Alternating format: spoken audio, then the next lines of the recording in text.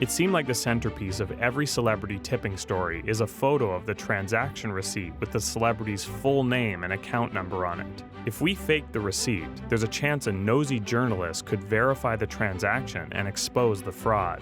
So if we really wanted it to appear real, we'd have to use a bank card that was owned by someone with the same name as our celebrity.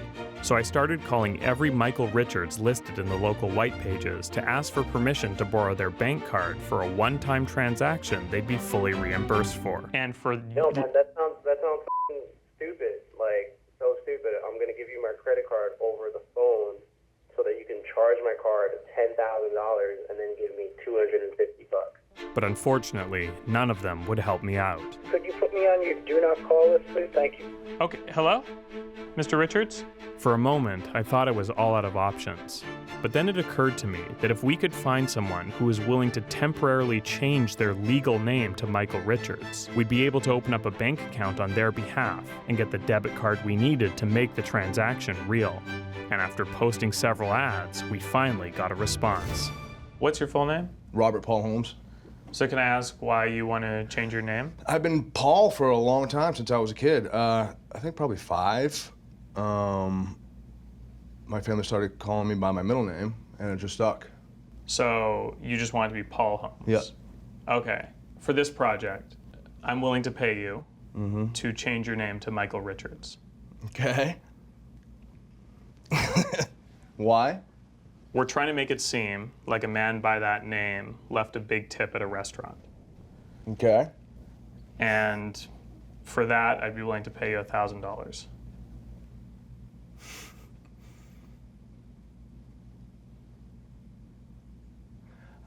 What's going through my brain right now is the huge pain in the ass this is, you know, and I'm thinking if $1,000 is worth it.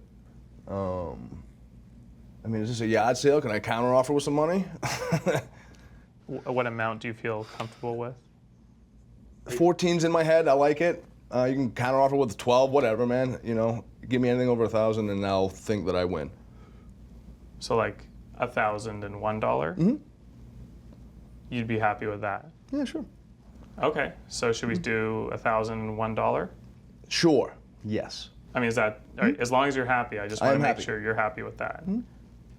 Okay, well, it was great negotiating with you. Yeah, absolutely. I'm an easy negotiator, man. Yeah, great. Well, thank you. Absolutely.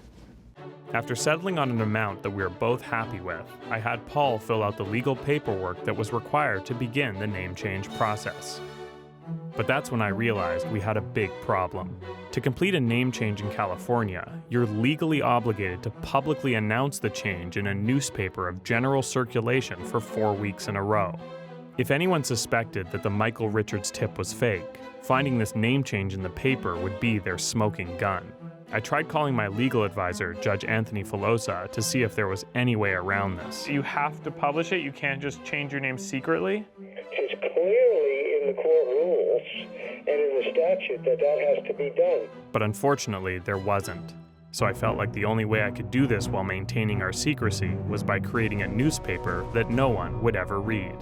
My hope was that by calling it the Diarrhea Times, no one would ever want to pick it up.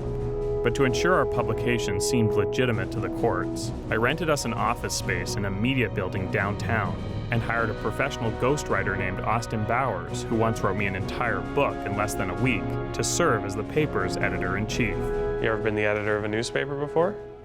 No, this would be the first time. The paper would obviously need content, and it seemed like Austin had a big vision. Definitely want to include lots of topics, business, arts, politics, draw lots of people in. They'll come, they'll read, they'll share. Great. Just make sure there's a section for name change announcements, okay? Right. Austin walked me through the rest of the paper, which included articles on entertainment, current events, and even a section for political cartoons that he drew himself. That's supposed to be Donald Trump? Yes. And after including the name change announcement in the bottom corner of page 3, next to an op-ed about Zelda Symphony, the first issue was ready to print. So you're gonna start working on the next issue? Yes. Okay, awesome. So after receiving thousands of copies back from the printer, we circulated our inaugural issue of the Diarrhea Times to the dozens of distribution partners we had set up around LA County, meeting the minimum requirements to be recognized by the courts as a legitimate publication. Since California law dictates the name change be published for 4 weeks in a row, over the next month, Austin wrote 3 more issues with the name change announcement in each that were made publicly available to LA residents.